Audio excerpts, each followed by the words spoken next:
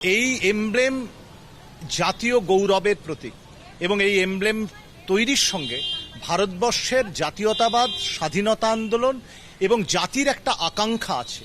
এবং এমব্লেমটা তৈরি করেছিলেন বিখ্যাত শিল্পী নন্দলাল বসু। এবং এই রকম একটা এমব্লেমের ওপর পা দিয়ে দাঁড়িয়ে মারিয়ে তাকে ভেঙে ফেলা হলো।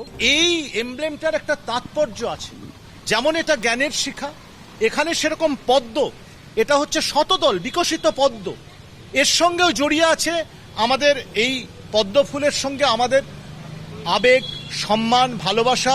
এই এমব্লেমের সঙ্গে একটা ট্র্যাডিশন, ঐতিহ্য জড়িয়ে আছে।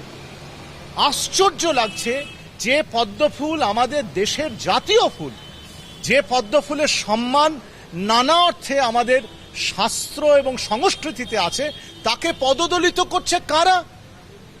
এবিভিপি নামের একটা ছাত্র সংগঠন। তাকে ভেঙে ফেলছে কারা? পা দিয়ে মারাচ্ছে কারা? ফলে এটা আসলে আমাদের ঐতিহ্য, আমাদের পরম্পরা। বিজেপির প্রতীক পদ্ম এবং পদ্মফুল এক অর্থে এটাও ঠিক যে সেটা বিজেপির প্রতীক। তাকে পদদলিত করছে, মারিয়ে ফেলছে।